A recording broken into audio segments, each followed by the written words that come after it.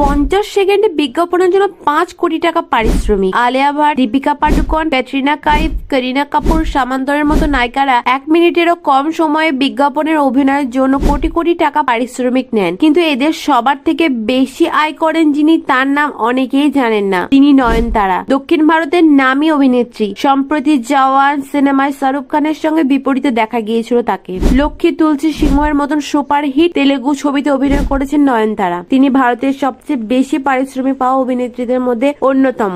সম্প্রতি 50 সেকেন্ডে একটি বিজ্ঞাপনের জন্য 5 কোটি টাকার দর হাঁকিয়েছে নয়নতারা, যার রেকর্ড। এই বিপুল অঙ্কের পারিশ্রমিকে একদিকে যেমন তার জনপ্রিয়তা প্রমাণ, অন্যদিকে তেমন অভিনেত্রীর জনপ্রিয়তাকে কাজে লাগানোর জন্য ব্র্যান্ডগুলো মরিয়া চেষ্টা দেখায়। নয়নতারার আসল নাম ডায়ানা। শুরুর দিকে চামায়াম নামে একটি ফ্যাশন এবং লাইফস্টাইল শো সঞ্চালন করতেন, তবে মানসী নাক্কর সুপারহিট হওয়ার পর আর পিছন ফিরে তাকাতে